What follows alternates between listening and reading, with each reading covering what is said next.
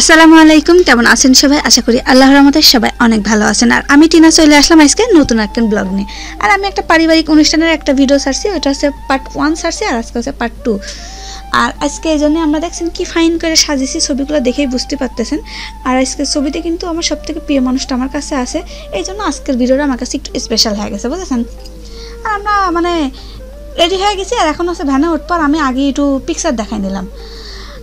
আর কি কব যে ভ্যানে ওঠার পরে ভিডিওটা দেখলে বুঝতে পারবেন আমার হাত এত নড়া নড়তেছে, আর রাস্তা যে এত ভাঙা, এই কারণে আর কি ভিডিও করে শান্তি পেলাম না। আমার এমন রাগ হচ্ছিল একটু ভিডিও করব, খালি কাঁপতেই আছে, মনে হচ্ছে যে আমার এখানে ভূমিকম্প হয়ে যাচ্ছে এমন অবস্থা। যাই হোক, যা হয় তাই হোক গো। আমি ভ্যানে বসে খুব মজায় আছি।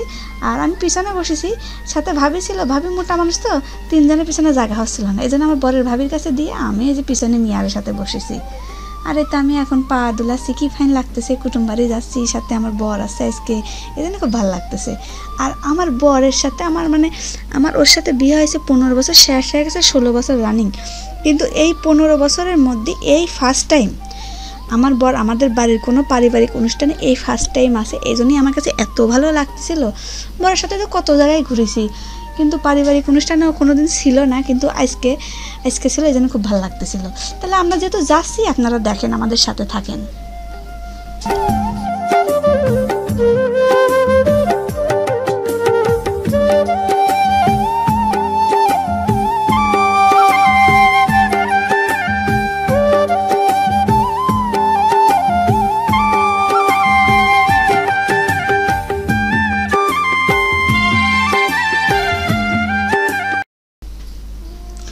আর এটা আমি মামা বাড়ি চলে আইছি। আর আমি কিন্তু পারিবারিক অনুষ্ঠান বললাম, কিন্তু কার বাড়ি আইছি, পারিবারিক নিজের লোক যেহেতু।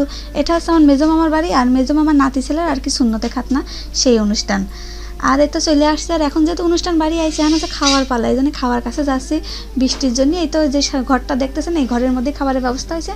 ঘরটা এখনও পুরোপুরি কমপ্লিট হয় নাই, আমার মামার ঘরটা একটু পিছনে। আর এটা হচ্ছে মামার কি জানি হয়, আমি অতটা জানিটাই না। ওই মামারে বাড়ির পাশেই, আমি চিনি মিনি নে, যেহেতু মামা বাড়ি খুব একটা যাওয়া হয় না। আর এই ঘরের মধ্যেই এখন যাবো, এই যে খাওয়ার জন্যই যাচ্ছি। অনুষ্ঠান বাড়ি যেহেতু যাচ্ছি, তো খাওয়া তো আগে, সবার আগে। এই তো খাতি বসি পড়ে গেছি অলরেডি। আর এখানে ছিল হচ্ছে গরুর গোশ, খাসির গোশ, আর হচ্ছে মুগ ডাল। ফার্স্টে আর কি অল্প কটা পোলা দিয়ে আমি মুগ ডালটা খাচ্ছি, গোশটা সামনেই আছে, নিয়ে নেব। আর ওখানে লোক আছে, যার যতটুকু লাগে আর কি নিয়ে নিচ্ছে, ওইভাবে আর কি বাইরে বাইরে দেখছে না, খাবারটা যেন নষ্ট না হয়, যার যতটুকু লাগে সে যেন ততটুকু নিয়েই খাতে পারে। সুন্দর ভালো ব্যবস্থা ছিল। আর ভিডিও করা কেউ নাই, তো এখন কী করবো, আমি একটু করে ভিডিও করছিলাম। আর খাওয়া দাওয়া শেষ, আর আমি এখন বাড়ির উদ্দেশ্যে রওনা দিয়ে দিছি।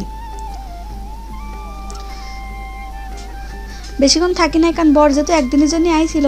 আর আমি যদি অনুষ্ঠান বাড়িতে থাকি, তাহলে আমি একটু সময় দেবো না, নাহলে আর বিষয়টা খারাপ হয়ে গেল না। আজ আমি এত দূর থেকে আইছি, বউ অনুষ্ঠান বাড়িতে গেছি, তোমার নিজের লোকের তো অভাব নাই, যে যেখানে ছিল সব যেহেতু এক জায়গা হয়েছিল, এই জন্য গল্পের অভাব নেই। এই জন্য আমি কই না, পরে গল্প টল্প, কারণ আমার তো তাদের সাথে দেখা হয়, কিন্তু বর যেহেতু অনেকদিন পর পর বাড়িতে আসে, ওরই একটু সময় দিই।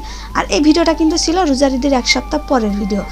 আর সেই সময় মাত্র আম পাক লাগিয়েছিল, আমি আসার সময় আম দেখে কি কব, আম কেনার কথা শুনতে পারে নিজের কাছে খারাপ লাগতেছে। আমার যে গাছ, সেই গাছে যদি একটা করে আম থাকতো, পারলি পারে, নাহলেও 1 মণ আম হয়ে যেত না, কিন্তু গাছ বাগানে গাছ কেটে ফেলছে। আর মামা বাড়ি আমি যেহেতু ছোটো মামা বাড়ির কাছে থাকি, আমার ছোটো মামা আর আমার মা যেহেতু এক জায়গায় থাকে, আর খালা, একটা মেজো খালা আছে, এরা সব যদি একসাথে গাছে যদি আম হয়, আম আমাদের কোনো সময় কিনে খাওয়া লাগে না।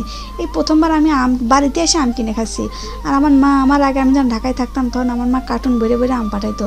দুঃখের বিষয় এবার গাছ আছে কিন্তু আম নাই, যাক আল্লাহ দেয় নাই, কিছু করার নাই। আল্লাহ তো প্রত্যেকবার দেয় না। ফুল আইছিল, কিন্তু রিজিকে রাখে নাই বলে এবার ফুল সব ঝরে গেছে, যেহেতু বৃষ্টি বাদল ছিল না।